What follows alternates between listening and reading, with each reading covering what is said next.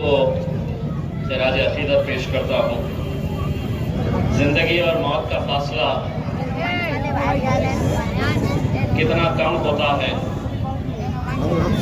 मैं निकलने से पहले एक वीडियो देखकर आया। एक बाप लाशों के ढिगार में से अपने बेटे की लाश को तलाश कर रहा है जो इस ट्रेन एक्सीडेंट में मारा गया है। आप तसव्वुर करिए कि जो लोग ट्रेन में बैठकर निकले थे उनकी मंजिल कहीं और थी, लेकिन अल्लाह को कुछ और मंजूर था। उनका सफर वहीं खत्म हो गया। इसीलिए मैं आप तमाम से ये कहना चाहता हूं कि जब तक जियो, एक एक पल, एक एक लम्हा अल्लाह का शुक्र अदा करके जियो। मौत किसको कब आ जाए ये कोई नहीं जानता है। मैं आप लोगों से आज ये भी इल्तिजा करने के लिए आया हूं कि 7 तारीख के दिन बॉम्बे हाई कोर्ट में हमारे शहर के नाम के ताल्लुक से फैसला लिया जाने वाला है। ये लड़ाई में आप लोग हमारे साथ कांधे से कांधा लगाकर खड़े हुए। हमने सरकार से पैरवी की, सरकार से नुमाइंदगी की। हमने लगातार 21 दिन सड़क के ऊपर, हमने दिन और रात आंदोलन किया। मकसद यही था कि जिस शहर के नाम से हमारी शिनाख्त, हमारी पहचान है, वो पहचान बनी रहे। अदालत में इस ताल्लुक से 3 अलग अलग लोग ये केस को लेकर गए हैं। आप लोगों से इल्तिजा है, जो काम दुनिया में हमसे नहीं हो सकता है वो दुआओं से अल्लाह कर देता है। इसीलिए 7 तारीख तक आप लोग शिद्दत से दुआएं करें कि हम अपनी शिनाख्त, अपनी पहचान हम ऐसे ही बरकरार रखें। वो अगर देखे तो शायद आप 10 सेकंड भी देख नहीं सकते। कौन खड़े रहेगा इनके लिए? कौन लड़ेगा इनके लिए? हम तो खेगड़ों के खेल के अंदर मसरूफ है। कोई एक लड़ने के लिए खड़ा होता है। शहरों के अंदर सांगली में एक नौजवान लड़का आज भी अपने घर से बाहर है। गांव वालों ने कह दिया कि इसे हम गांव में आने नहीं देंगे, लेकिन हमें क्या, एक दूसरे की टांग खींचने में, एक दूसरे के ऊपर तनकीद करने में। मैंने जब कन्नड़ की उस बहन की हालत देखी, मैंने एसपी से कहा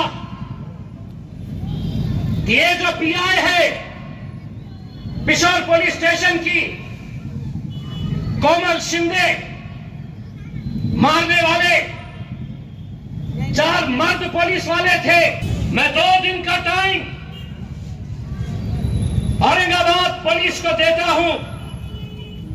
अगर उन पुलिस वालों के ऊपर कार्रवाई नहीं हुई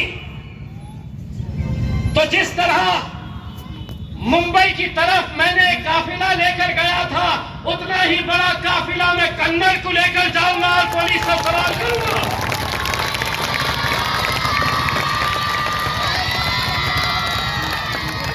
और तुम्हारा काम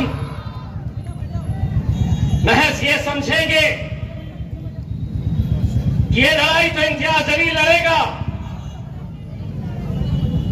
मैं तो सिर्फ यहां पर आऊंगा, सुनूंगा, जलसे में बैठूंगा, तालियां बजाऊंगा। अगर सब एक ताकत बनकर खड़े रहे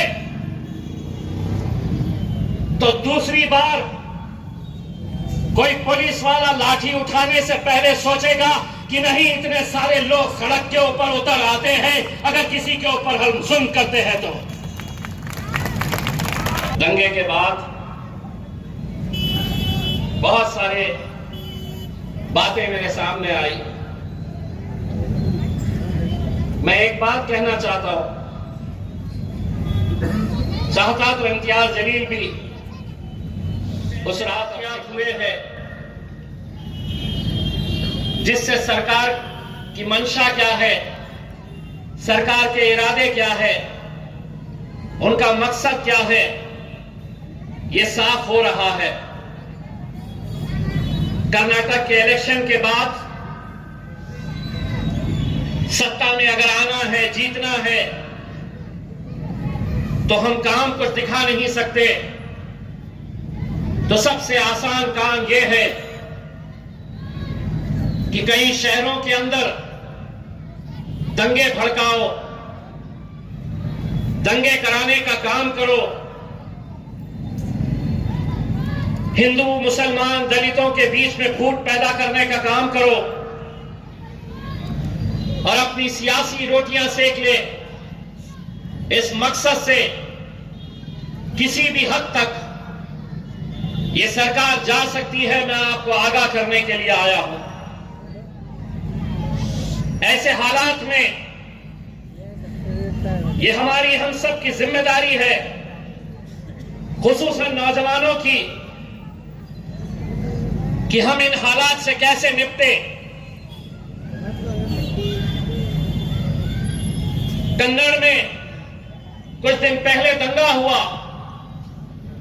मामला क्या था?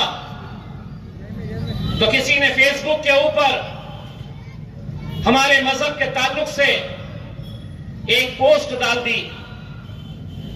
नतीजा यह हुआ कि तकरीबन 40 लड़के